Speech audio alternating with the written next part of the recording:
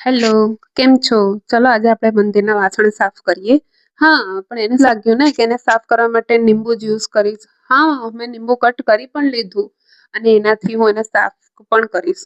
પણ તમે જો હું એને કેટલું ઘસી રહી છું છતાં પણ એ ડસ્ટ એમાંથી નીકળવાનું જ નથી, ગંદુ સાફ થવાનું નથી. મારા હાથ પણ જલન થવા લાગ્યા છે, બળવા લાગ્યા છે.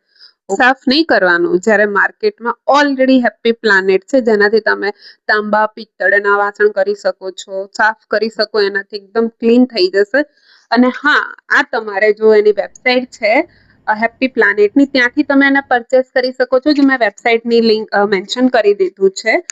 અને આ હેપી પ્લાનેટ છે ઇકો ફ્રેન્ડલી છે. હવે એને સાફ કરવા માટે આપણે પહેલા એને સ્પ્રેડ કરવાનું પ્લેટ પર, પછી એને સ્પ્રેડ કર્યા પછી આપણે સ્ક્રબર લેવાનું ને સ્ક્રબરથી એને આપણે ઘસી દેવાનું. મેં હાથથી પણ સાફ કર્યું, તમે જો એ કેવું ક્લીન થઈ ગયું છે હાથથી. તો પછી સ્ક્રબરથી કરીશું તો ઓબ્વિયસલી ઓર ક્લીન થઈ જશે આયર્યું.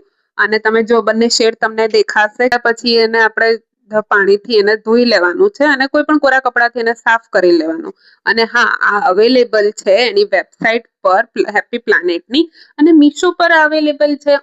ખાલી 200 રૂપિયામાં અવેલેબલ છે. કોમેન્ટ કરો, લિંક હું તમને શેર કરી આપીશ.